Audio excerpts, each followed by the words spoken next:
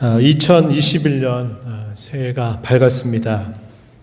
요 며칠 사이에 참 많은 인사말들을 주고받았던 것 같아요. 저만이 아니라 아마 여러분들 모두가 다 서로 인사를 하기도 하고 받기도 하고 보냈던 시간들이 아니었을까 생각합니다.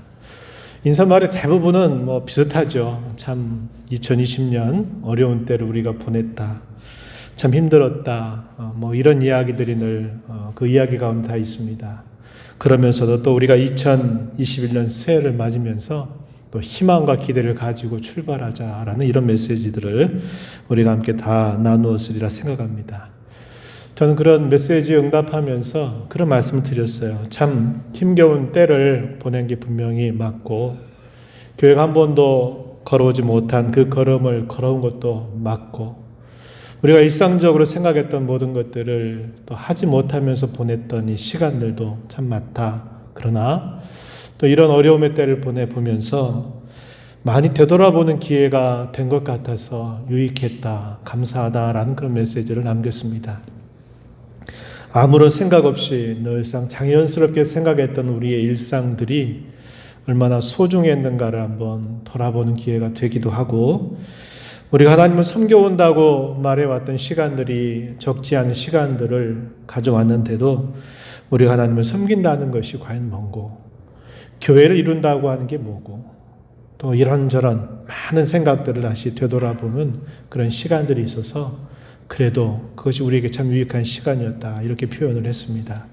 바라기는 우리가 지난해 또 아쉬움들 또 우리가 되돌아봤던 우리의 소중한 기억들을 우리 마음에 잘 간직하면서 2021년도 우리의 신앙의 가장 중요한 부분들을 잘 지켜나가면서 또 우리의 모든 삶의 환경들이 또 회복이 되는 그런 놀라운 한 해가 되었으면 좋겠습니다. 이런 은혜가 여러분 자신에게 또 이 땅의 모든 주의 백성들에게 임하게 되기를 진심으로 바랍니다.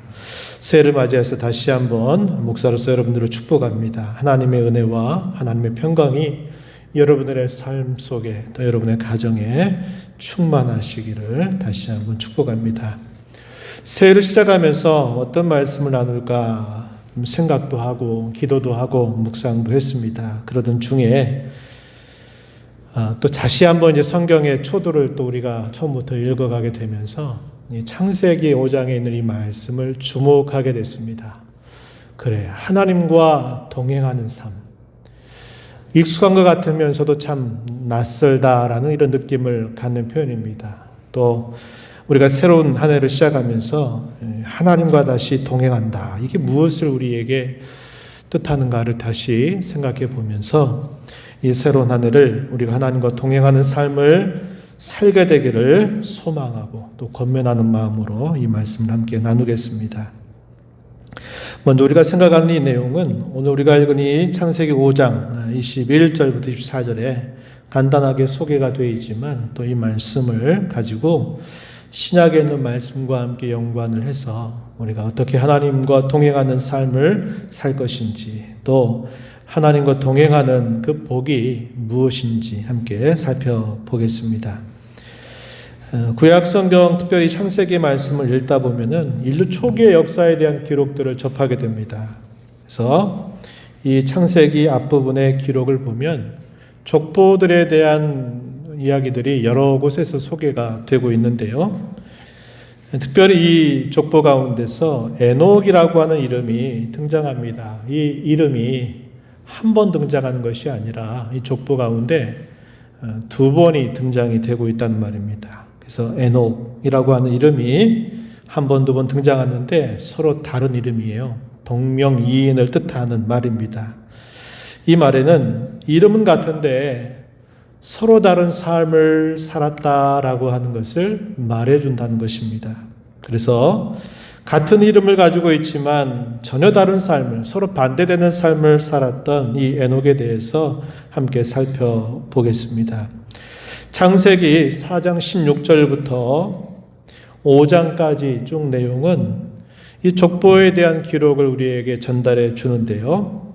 여기에는 두 계열의 족보가 등장합니다. 하나는 가인 계열의 족보가 등장하는데 이 말씀은 창세기 4장 6절에서부터 4장 끝까지, 24절까지입니다. 24절까지 등장하고요. 그리고 또 하나의 계열이 소개가 되는데 셋이라고 부르는 계열의 족보가 등장합니다. 이것이 창세기 4장 26절부터 5장 마지막까지 쭉 기록이 되고 있습니다. 우리가 잘 아는 가인이 등장하죠. 이 가인은 아담과 하와의 자식이었습니다. 이 가인이 아벨을 쳐서 죽이게 되죠. 그러면서 이 가인이 저주를 받게 되는데 이 가인이 낳은 자손이 소개가 되는 말씀이 앞부분에 해당이 됩니다. 이 가인의 자손은 에녹 3대 손입니다. 가인의 아들이에요. 에녹을 걸쳐서 7대 손인 라멕까지 기록이 되고 있습니다.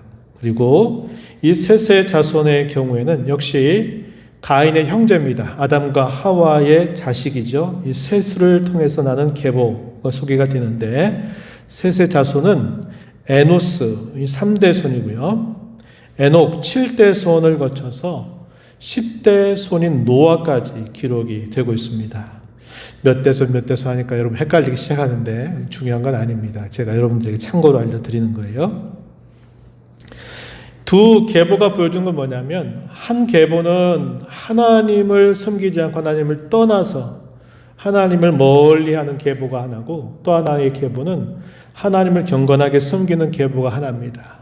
같은 자식인데 서로 계보가 달랐다 이 말은 그들이 다른 삶을 살았다라는 것을 우리에게 보여주는 표현입니다. 이 가인의 자손은 불경건한 계보를 이루게 되고요. 셋의 자손은 경건한 계보를 이어가게 됩니다.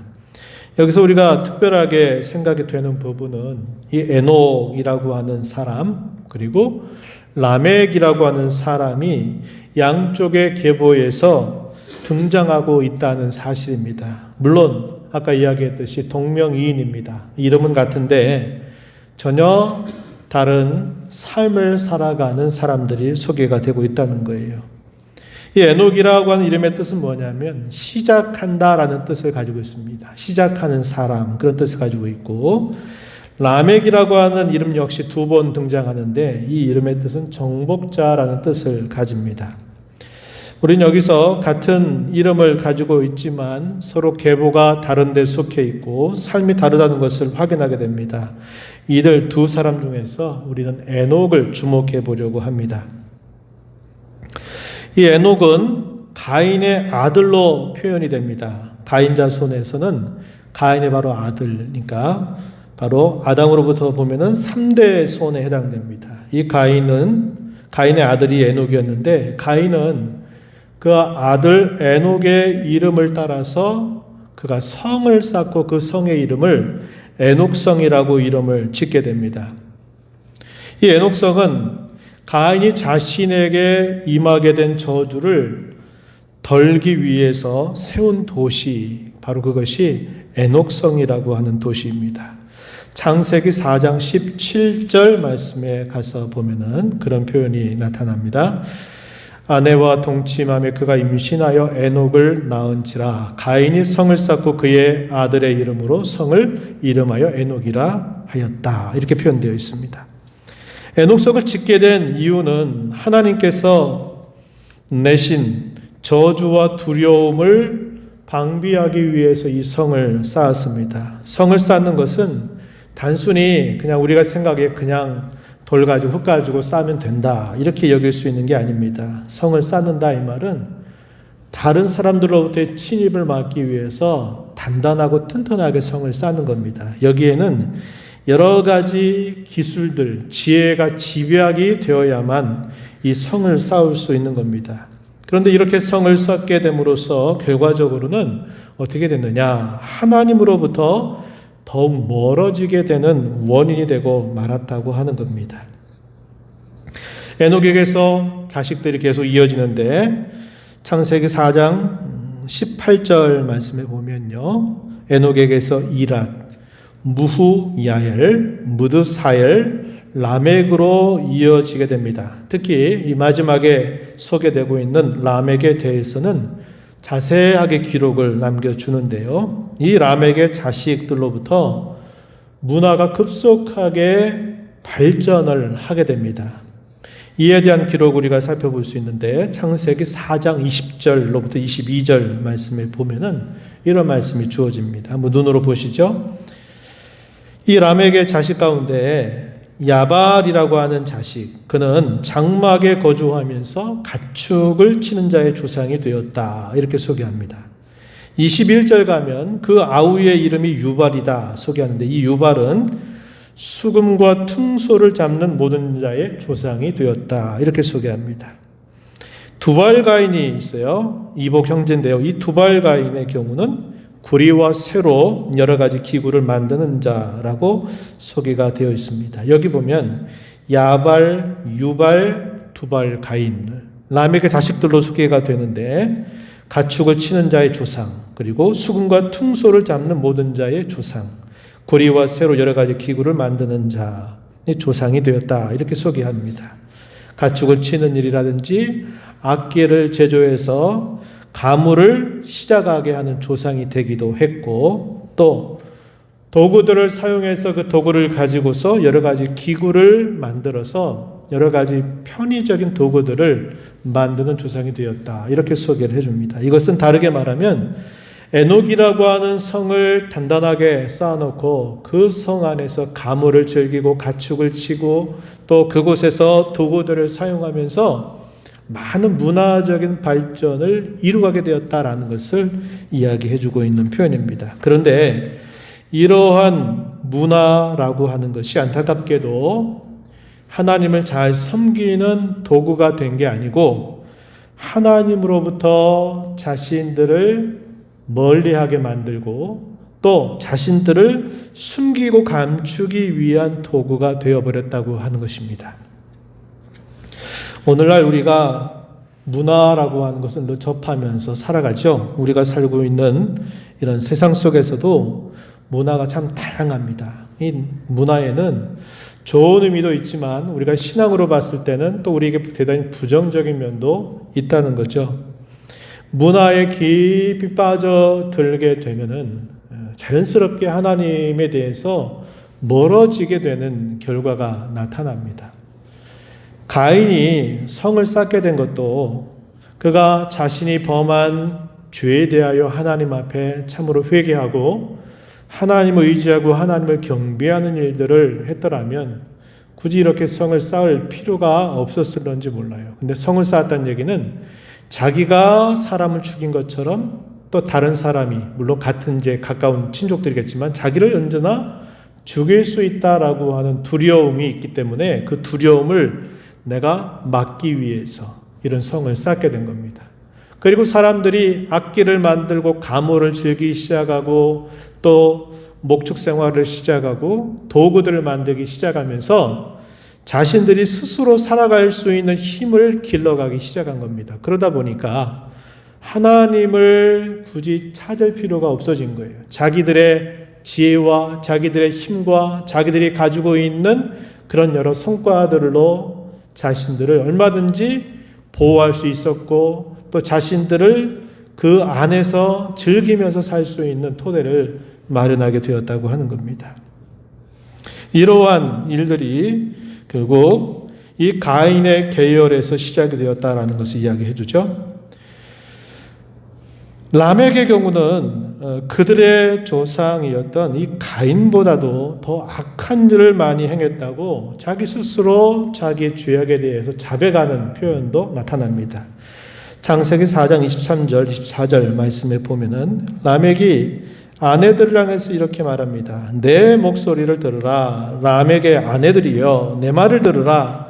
나의 상처로 말미암아 내가 사람을 죽였고 나의 상함으로 말미암아 소년을 죽였도다.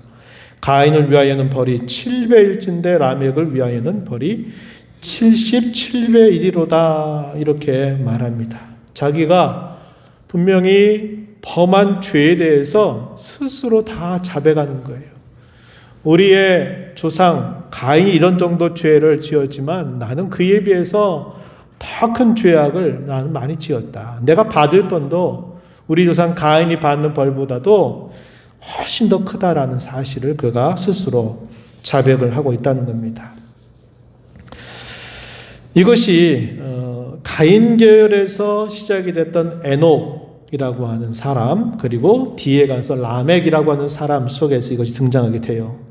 그런데 반면에 셋의 자손 중에서 또 한 사람이 등장하는데, 셋의 계열 중에서 등장하는 에노스라고 하는 사람도 이 가인 계열의 에녹과 같은 대를 이룹니다. 아담의 3대 손인데요. 이 에노스의 경우는 어떠한 일이 있었냐면, 그때부터 비로소 사람들이 하나님의 이름을 부르기 시작하게 되었다라고 소개합니다. 창세기 4장 26절 말씀에 보면은 셋도 아들을 낳고 그의 이름을 에노스라 하였으며 그때의 사람들이 비로소 여호와의 이름을 불렀더라.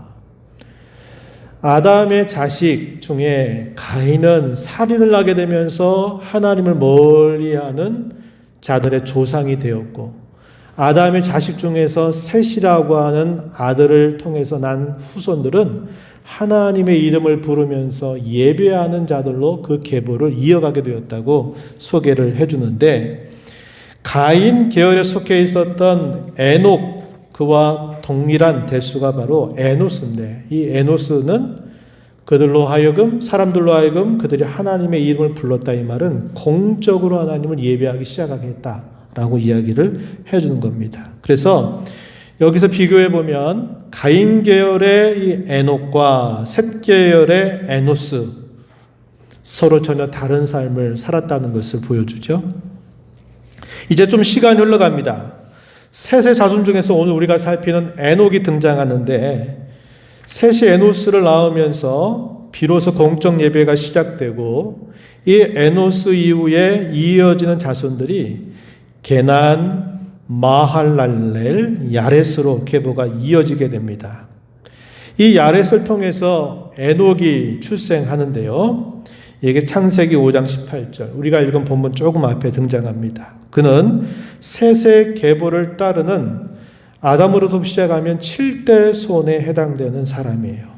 그는 하나님과 동행한 사람이 됩니다. 그러나 가인의 계보를 따르는 아담의 7대 손, 같은 대수를 이루고 있는 사람이 누구냐면 라멕이라고 하는 사람입니다. 우리가 조금 전에 살폈던 것처럼 이 라멕은 가인보다도 더 흉악한 주인이 됩니다. 이 말을 요약을 해보면 가인 계보의 3대 손이었던 에녹은 성을 쌓는 문화를 처음 시작한 사람, 그 이름대로 시작하는 사람이란 뜻이라겠죠. 시작한 사람이 되지만 셋의 계보의 7대 손 에녹, 우리가 살피는 주인공입니다. 이 에녹은 하나님과 동행함으로 처음 죽음을 뛰어넘는 사람이 되었다라는 것을 보여준다는 겁니다. 결국 같은 이름을 가지고 있지만 이들의 삶은 전혀 다른 삶을 살았다는 것을 보여주고 있어요. 아담으로부터 셋을 지나서 7대 손 에녹에게서 하나님을 섬기는 그 경건의 최고의 정점을 이루게 돼요. 그래서 그는 우리가 잘 아는 것처럼 죽음을 경험하지 않고 그는 하늘로 승천한 사람이 되었다고 알려줍니다. 반면에 아담으로부터 시작해서 살인을 하면서 자신의 삶을 시작했던 이 가인을 지나서 7대 손 라멕에 이르게 되면 불경건한 이런 면에 있어서의 정점에 도달하게 된다는 겁니다. 같은 대손인데 에녹과 라멕이 전혀 다른 삶을 살게 되었다는 것을 이야기해 준다고 하는 겁니다. 이제 우리는 아담의 7대 손이 에녹의 삶이 어떠한 삶이었는가를 한번 생각해 보려고 합니다. 우리가 살폈던 말씀처럼 이 에녹은 하나님과 동행하는 삶을 살았다라고 이야기해 줍니다. 우리가 읽은 본문으로 돌아와서 21절, 22절 말씀에 보면은 에녹은 65세 때에 무드셀라를 낳게 됩니다. 이 무드셀라를 낳고 난 다음에 300년 동안 하나님과 동행을 하면서 계속적으로 자녀를 낳았다고 말합니다. 300년을 동행하니까 그의 나이가 365세가 되겠죠? 다른 사람은 당시 보편 수명이 언제냐면 얼마가 되냐면 900세 정도를 살았어요. 홍수 이전에 보통 사람들의 일반 수명이 900세 가까이 살았단 말이죠. 그랬을 때 이 에녹의 삶은 365세, 말하면 보통 사람들이 사는 것에 3분의 1을 조금 넘어선 정도 산 겁니다. 그러니까 많이 산 게 아니죠. 그렇게 많이 산 게 아닙니다. 근데 그때 놀라운 일이 일어나게 된 거예요. 우리가 읽은 본문 24절에 보니까 이렇게 말합니다. 에녹이 하나님과 동행하더니 하나님이 그를 데려가심으로 세상에 있지 않았다라고 말합니다. 그의 아들 무두셀라가 969세, 성경에서 가장 오래 산 이름으로 등장하는데, 이 무두셀라가 죽을 때 홍수 심판이 일어나게 됩니다. 그렇다면 이 에녹은 비교적 이른 나이에 죽음도 보지 않았고, 그리고 홍수 심판이라고 하는 것도 경험하지 않고, 그는 하늘에 오른 사람, 하늘로 승천한 사람이 된 것이다. 이렇게 우리에게 알려줍니다. 하나님과 동행했다라고 하는 이 표현은 에녹에게서 처음 등장하고요. 또 조금 뒤로 가면 노아에게서 이 표현이 다시 한번 나타납니다. 창세기 6장 9절에 보면 노아의 경우도 하나님과 동행했다 이렇게 표현을 합니다. 근데 이 말의 의미는 단순히 하나님을 섬겼다, 다른 신 섬기는 게 아니라 하나님 섬겼다, 이런 정도의 의미가 아니라는 말입니다. 이 말은 가장 신뢰할 수 있는 교제, 인격적으로 하나님과 아주 친밀하게 나누는 교제를 한 사람이다라는 것을 뜻하는 말입니다. 이걸 다르게는 또 이렇게도 표현할 수 있는 표현이에요. 하나님의 편에 서서 걷는 사람. 동행한다라는 말이 길을 같이 간다, 그런 의미를 문자적으로 나타내거든요. 그래서 이 동행한다라고 말할 때는 모든 일들 속에서 내 편이 아니라, 내 생각이 아니라 하나님의 편에 서서 행하는 것, 이것을 두고 하나님과 동행한다, 이렇게 표현하는 겁니다. 그러니까 우리가 아까 살펴본 것처럼 셋의 자손들로 쭉 이어지는 경건한 계보들이 있지만, 그냥 일반적인 의미에서 하나님을 섬겼다라는 이런 의미와 동일한 게 아니라 하나님과 동행했다라는 말은 특별한 의미를 갖는 표현이다라고 하는 겁니다. 에녹은 경건한 셋의 계보에서 태어났습니다. 그의 삶은 하나님을 경건하게 섬기는 가정의 분위기에서 자랐을 것이에요. 하지만 그게 전부였었습니다. 오늘날 우리 성도들의 가정에서 자라는 많은 자녀들도 이런 경우가 많을 겁니다. 신앙의 분위기에서 태어났습니다. 그리고 그 분위기 안에서 자라왔습니다. 그러다가 어느 때 더 넓은 세상을 접하고 경험하고 그 세상을 만나다 보니까 신앙으로부터 멀어진 경우들이 참 많습니다. 에녹도 어쩌면 이런 비슷한 삶을 그냥 살았을지 몰라요. 그런데 그의 삶의 결정적인 변화가 일어나게 된 겁니다. 그때가 언제냐? 무두셀라라고 하는 자식을 낳고 나서 그의 삶이 결정적인 변화를 경험하게 된 겁니다. 그때 나이가 65세였다는 거예요. 65세 때 무두셀라를 낳고 300년 동안 하나님과 동행하다가 죽음을 보지 않고 승천했기 때문에 그래요. 그러니까 그 이전에 65세가 되기 전까지 그의 삶은 그냥 보편적으로 하나님을 섬기는 그런 분위기에서 자라왔다는 거예요. 그런데 그의 삶이 그것으로 계속 살다가 때가 돼서 죽은 게 아니라 그의 삶이 바로 65세가 됐던 그때의 자기의 삶의 결정적인 변화가 일어나게 되면서 내가 이렇게 살면 안 되겠다, 이런 결단의 계기가 됐다는 거예요. 그 이후로 300년을 하나님과 동행하면서 살았다고 이야기해 주는 거예요. 이 무두셀라라고 하는 아들을 낳았다. 근데 이 무두셀라라고 하는 이름의 뜻이 뭐냐면 무기의 사람, 이렇게 문자적으로 이렇게 번역이 될 수 있고요. 영어로 표현할 때는 미사일이라는 말을 써요. 미사일을 쏘는 사람, 이렇게 표현이 됐거든요. 그래서 어떤 성경학자는 왜 이 에녹의 삶에 있어서 결정적인 이런 변화, 좋은 변화가 일어나게 되었을까라고 추정하면서 아마 이 무두셀라라고 하는 이름의 뜻을 그가 생각하면서 변화가 있지 않았을까 추정하는 사람도 있어요. 이게 무슨 말이냐면 미사일을 쏜다 이 말은 옛날에 미사일이 없잖아요. 활을 쏜단 말이죠. 활을 시위를 당겨서 그 활을 쏜다는 거예요. 이걸 어떤 식으로 설명을 하냐면 활을 쏘는 사람, 미사일을 쏘는 사람 이렇게 돼 있는데 이 말을 의미적으로는 이 아이가 죽게 될 때 반드시 심판이 있을 것이다 라는 것을 그가 알았을 것이라는 거예요. 그래서 그 홍수 심판이 임하게 될 것을 알면서 그가 내가 이런 정도로 살아서는 안 되겠다.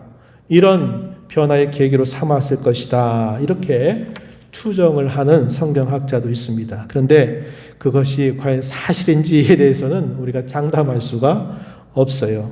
그러나 분명한 사실은 뭐냐?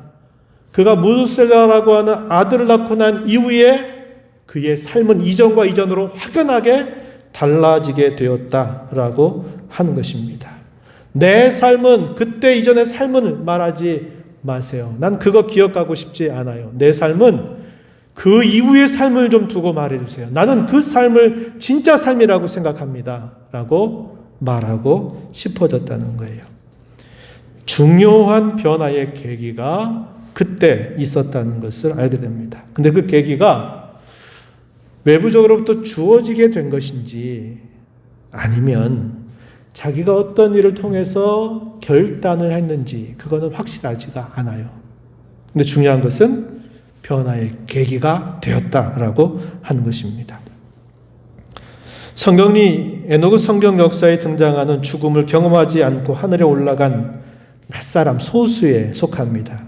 소위 죽음의 계보라고 할 만큼 사람이 태어나서 얼마 동안 살다가 자식 낳고 몇 년 동안 더 살다가 죽었다라고 말하는 이 일상적인 사람에 대한 기록, 이것에 이러한 보편적인 이런 기록의 종지부를 탁 찍어버리는 사람이 됐다는 거예요. 창세기 5장 5절 여러분 잠깐 눈으로 한번 보면은 계속 계보가 나오니까 계보가 쓰는 패턴이 그렇죠. 언제 태어나서 언제 자식을 낳고 얼마를 더 살다가 언제 죽었다 이런 표현이 거의 동일한 패턴으로 계속 반복이 됩니다. 이 반복되는 표현이 창세기 5장 5절 또 8절 11절 14절 17절 20절까지 계속 소개가 됩니다. 똑같아요 패턴이. 그러다가 누가 등장하냐면 에녹이라고 하는 사람이 등장하게 된 겁니다. 5장 24절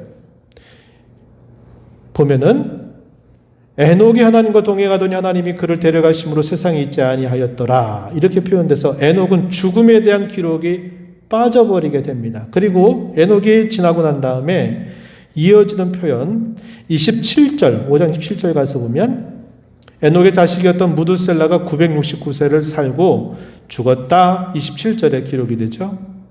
또 이 무두셀라가 낳은 라멕이라고 하는 아들의 경우는 31절에 보니까 그는 777세를 살고 죽었다. 비교적 일찍 죽었다고 기록이 되고 있는 거죠. 777세에 그는 죽었다. 그래서 계보에 대한 기록은 태어나서 자식을 낳고 얼마를 살다가 언제 죽었다라고 하는 이 동일한 패턴이 계속 반복이 되고 있는데 이러한 죽음에 대한 기록을 탁 끊어버리고 새로운 시작점을 연 사람이 바로 에녹이라고 하는 사람이라고 가르쳐주고 있는 겁니다. 그는 죽음의 계보가 아닌 생명의 계보를 처음 연 사람으로 기록이 됩니다. 그는 죽음 너머의 삶을 보여준 첫사람이 됐습니다. 죄값으로 주어진 사망의 법을 뛰어넘는 사람이 된 겁니다. 우리가 잘 아는 창세기 2장 17절 말씀에 첫 언약을 세우면서 하나님은 그런 말씀하셨죠. 선악을 알게 하는 나무의 열매를 내가 먹는 날에는 반드시 죽게 될 거다. 이런 말씀을 했어요. 반드시 죽는다. 이런 하나님의 말씀이 있었고요. 결국 선악을 알게 하는 나무 열매를 따먹게 되므로 하나님께서 그들에게 내리신 하나님의 처벌이 창세기 3장 19절에 보면은 이렇게 표현되어 있습니다. 너는 흙이니 흙으로 돌아갈 것이니라. 이런 말씀이 주어져서 이제 죽음이라고 하는 것이 모든 사람의 피할 수 없는 운명이 되었다는 것을 성경이 말해줍니다. 우리가 기억하는 히브리서 9장 17절 말씀에서도 그런 말씀을 우리가 기억합니다. 한 번 죽는 것은 사람에게 정해진 것이다. 그 후에는 심판이 있다라는 말씀을 우리가 떠올려 볼 수 있습니다. 그런데 이 에녹이라고 하는 사람은 하나님과 동행하여 살더니 이 사람은 이 죽음을 경험하지 않고 하늘로 승천한 사람이라고 이야기해 주고 있는 겁니다. 이 에녹의 삶이 보여주는 것은 뭐냐? 하나님과 동행하는 사람, 하나님을 모시고 사는 사람들은 마침내 어디에 가게 되느냐? 죽음이라고 하는 걸 넘어서서 바로 하늘로 승천하게 되는 그러한 일이 있게 된다는 것을 보여주는 첫사람이 되었다고 우리에게 설명해 주고 있는 겁니다. 에녹이 남겼던 그의 삶의 자취는 단순히 그 개인으로 끝나지 않았고 그의 삶은 모든 교회와 성도에게 좋은 신앙의 표본이 되었습니다. 이 에녹에 대한 성경의 다른 기록을 우리가 볼 수 있겠는데요. 유다서 1장 14절 15절 말씀에 보면은 이런 말씀을 우리가 읽게 됩니다. 제가 소개해드리면 아담의 7대 손 에녹이 이 사람들에 대하여도 예언하여 이르되, 이 사람들이 뭐냐면 쉽게 말하면 죄악된 사람들, 타락한 사람들 이렇게 표현하는 겁니다. 예언하여 이르되 보라, 주께서 그 수많은 거룩한 자와 함께 임하셨나니 이는 무사람을 심판하사 모든 경건하지 않은 자가 경건하지 않게 행한 모든 경건하지 않은 일, 또 경건하지 않은 죄인들이 주를 거슬러 한 모든 완악한 말로 말미암아 그들을 정죄하려 하심이라, 이렇게 말합니다. 에녹이라고 한 사람이 했던 예언을 이 유다서가 기록을 해주는데, 그가 예언했던 내용이 뭐냐면 하나님께서 거룩한 자와 함께 임하셔서 거룩하지 않은 자, 불경한 자들, 또 그러한 죄를 범하는 자들, 그러한 자들을 정죄하려 하신다, 이렇게 예언을 했다고 알려줍니다. 이 말은 에녹이 그가 하나님과 동행하는 삶을 살았다 그랬을 때 그 시대가 평안하고 좋은 세상을 살았다는 것을 말해주는 게 아닙니다. 그것은 자기가 살고 있는 그 세상, 이미 인류 역사의 초기에부터 이 죄악이 팽배하고 죄악이 관영하고 이 죄악된 세상에 수많은 사람들이 악을 범하고 있는 그 세상 속에서 그가 어떻게 살았다고 이야기하는 겁니까? 그들은 죄악된 사람들의 모양과 모습을 따르지 않고 오히려 그의 삶이 그렇지 않게 살아간 사람들을 정죄하고 그들을 심판하는 삶을 살았다는 것을 우리에게 보여주고 있다는 겁니다. 노아도 바로 그런 인물의 대표적인 모범을 보여준 사람이죠. 히브리서 11장 7절 이하에 보면 그런 말씀을 합니다. 사람들이 다 그를 조롱하고, 야, 비가 한 번도 내린 적이 없는데 그런 일이 없는데 언제 무슨 그런 일이 있다고 말하냐, 그러면서 사람들이 노아를 멸시하고 조롱하는 일이 있었다는 겁니다. 그럼에도 불구하고 그가 하나님의 말씀이 반드시 이루어질 줄 그가 믿고, 사람들이 뭐라고 하든지 간에 그는 방주짓는 이 순종의 모습을 통해서 세상에 부패한 사람들의 모습을 따르지 않았다는 것을 말해주는데, 결과는 어떻게 되느냐? 노아가 의롭고 다른 모든 사람들이 정죄받을 만한 사람이라고 하는 것을 그의 삶이 증명했다고 이야기해주고 있는 겁니다. 그러니까 이 유다서 1장에 있는 이 표현을 보면, 에녹이 그냥 하나님과 동행했다라는 말이 그냥 하나님과 함께 모든 걸 그냥 가까이 하고 살았다는 이런 게 아니라, 치열한 죄악된 세상 속에서 그가 그 죄를 따르지 않고 그가 하나님 앞에서 그 죄를 범하지 않으려고 늘 하나님 안에서 그가 섰고, 어떤 일들을 행할 때 그가 하나님의 편에 서서 그가 모든 것들을 결정하고 따르는 일에 힘을 기울이면서 살았다는 것을 우리에게 보여주고 있는 겁니다. 히브리서 11장 5절에 보면 이 에녹에 대해서 또 이렇게 말합니다. 믿음으로 에녹은 죽음을 보지 않고 옮겨졌으니 하나님이 그를 옮기심으로 다시 보이지 아니하였느니라. 그는 옮겨지기 전에 하나님을 기쁘시게 하는 자라는 증거를 받았다라고 이야기해 줍니다. 우리가 읽은 창세기에 나타나고 있는 이 표현이 있잖아요.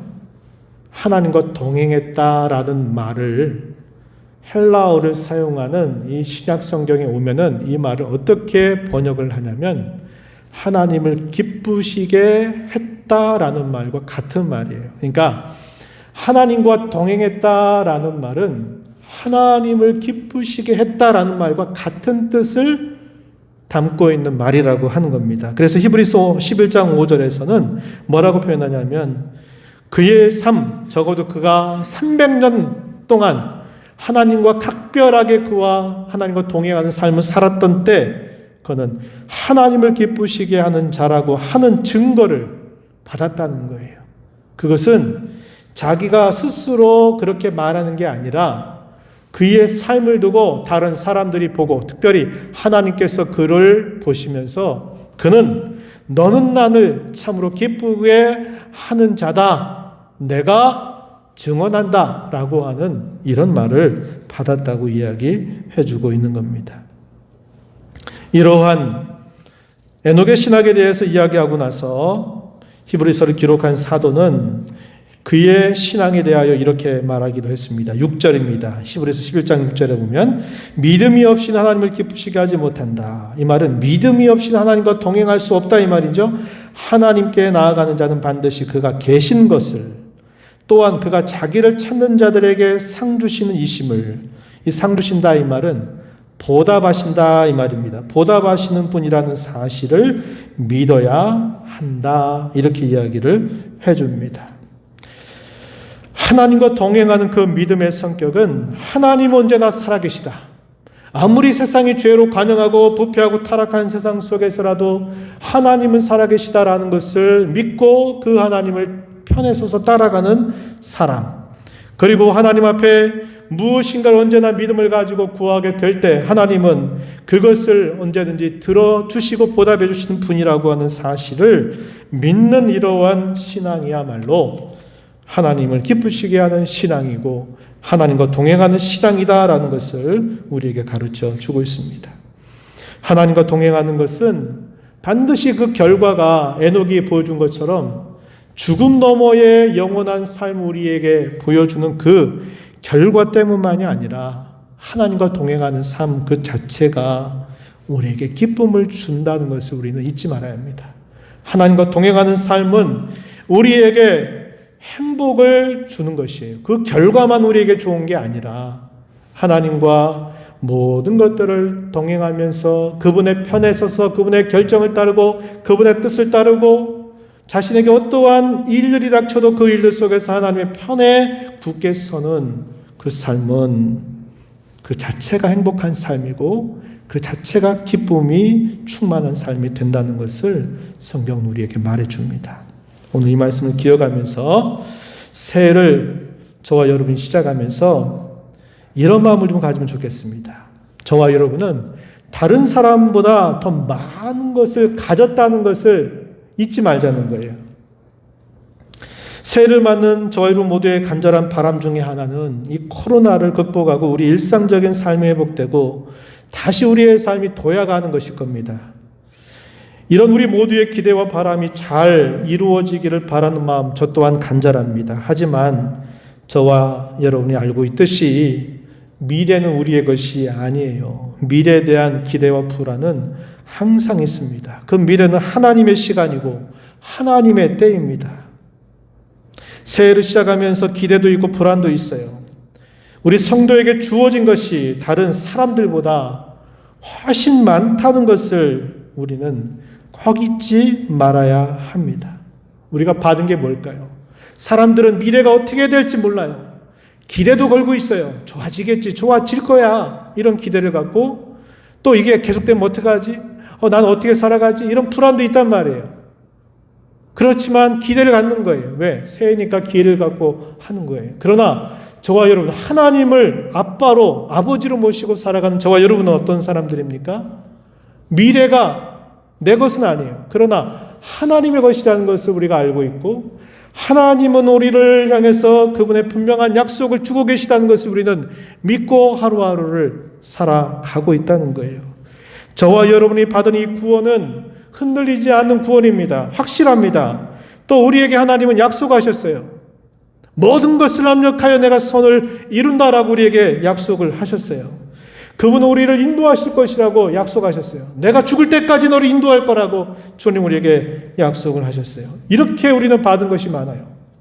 그렇다면 우리가 왜 새해를 시작하면서 어떻게 될지 모르겠다, 불안하다, 두렵다, 이런 마음을 가지고 우리의 마음이 움츠러들어야 되겠냐 하는 말입니다. 우리는 하나님의 이 놀라운 것들을 받은 것이 많은 사람들이에요. 우리의 미래는 우리의 것이 아니지만 하나님의 것이고, 하나님께서 우리에게 약속하신 대로 하나님이 이루어 주실 것을 우리가 믿는다면 우리의 미래는 확실한 것입니다. 그러니 새해를 시작하면서 믿음이 없는 사람들처럼 불안해하거나 떨거나 두려워하지 마시기 바랍니다. 우리는 하나님 믿는 사람들이에요. 그러므로 우리는 당당하게 이 새해를 시작하면서 나는 이 한 해 동안 또 하나님께서 내게 이루어 주실 놀라운 일들을 기대하면서 계획을 세우고 다짐하고 힘써가는 자세를 가져야 한다고 하는 겁니다. 또 한 가지, 우리의 삶의 극적인 변화는 소유를 늘리는 데 있는 것도 아니고 그 어떤 것도 아닙니다. 우리의 삶의 극적인 변화는 하나님과 동행하느냐 그렇지 않느냐에 달려 있어요. 그러기 위해서 우리에게 반드시 계기가 필요합니다. 아까 말씀드렸듯이 그 계기가 우리에게 주어질 수도 있고요. 아니면 우리가 어떤 계기를 가지고 결단해서 만들어 갈 수도 있어요. 바라긴 여러분들이 계기가 주어지기만 기다리지 마세요. 내가 극적인 너무 어려운 상황을 만나가지고 그 상황 속에서 어떤 특별한 걸 통해서 내가 앞으로 이렇게 안 살아야 되겠다, 이렇게 결단하지 마시고, 하나님 우리에게 변화를 줬잖아요. 그 변화가 뭡니까? 새해를 우리에게 열어주신 거거든요. 그러니까 우리가 이러한 새해를 받아들이면서 하나님과 동행하겠다, 하나님의 편에 서서 내가 결정하고 살겠다 하는 이런 다짐을 가지고 우리가 나아가자고 하는 겁니다. 그런 계기가 되기를 바라고 다짐하시기를 바랍니다. 그러면서 하나님께서 동행하는 자에게 주어진 약속뿐만 아니라 동행하면서 주시는 그 행복과 기쁨을 맛보며 살아가는 저와 여러분이 되기를 진심으로 축복합니다. 하나님 아버지, 새해를 열어주심을 감사합니다. 하나님과 특별한 계기를 통해서 하나님과 300년을 동행하다가 죽음을 맛보지 않고 죽음 너머의 영원한 삶을 보여주었던 에녹의 삶을 되돌아보면서 하나님 아버지, 우리에게 새로운 계기로 삼는 2021년이 되게 하여 주시기를 원합니다. 막연히 주어지게 될 계기를 무작정 기다리는 자세가 아니라 우리가 계기를 만들어서 결심하고 다짐해서 이 한 해를 하나님과 친밀하게 교제하며 살고 하나님의 편에 서서 모든 것을 묻고 결정하고 따르는 삶을 결단하여 나아가는 저희가 되게 하시고, 이 동행하는 기쁨, 동행하는 행복을 누려 살아가는 저희 모든 성도들이 되게 해 주옵소서. 예수님 이름으로 기도하옵나이다. 아멘.